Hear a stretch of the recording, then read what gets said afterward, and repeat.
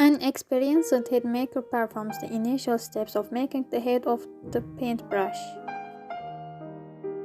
She unrolls and strains out a bundle of red sable, then separates enough hairs for one brush of this size. She inserts the hairs into a metal band called a ferrule made of nickel-plated brass. She feels how they fit into ferrule. If it fits too tight, she removes some hairs. If it is too loose, she adds some. Brushes of different shapes require different tensions.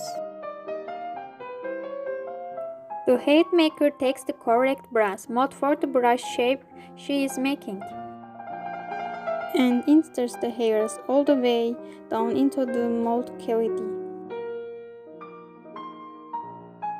She ties the rows of the hairs together with the string, then removes them from the mold. She inserts the brush head back into the ferrule, then removes the string. She dips the hairs into a solution of starch and water, and works the solution into all the hairs by massaging the head on a towel. The starch allows the hairs to be trained to a permanent shape. She makes this particular pointed shape by spinning the head, then smoothing the hairs with her fingers.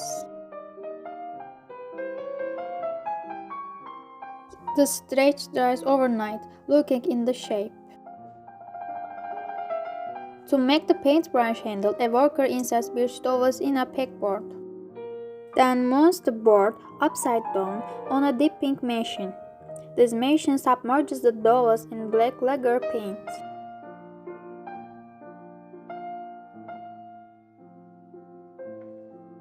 After 1 day of drying time, there's a second dip, partway this time, and silver paint.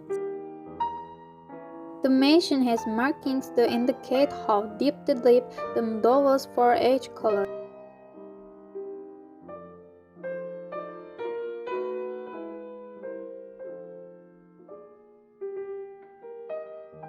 After another day of drying time, there's a third dip, this time partway and black paint.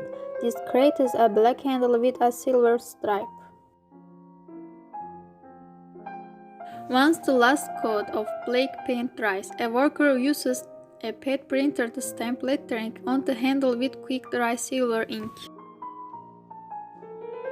A worker glues the brush head onto the handle. Then the worker sets the brush aside for a couple of hours until the glue partially dries to a tacky state, because the next step, crimping, would crack the fully dried, hardened glue. The worker inserts the ferrule into a crimping machine, which has been loaded with a die that's the correct diameter for this brush handle.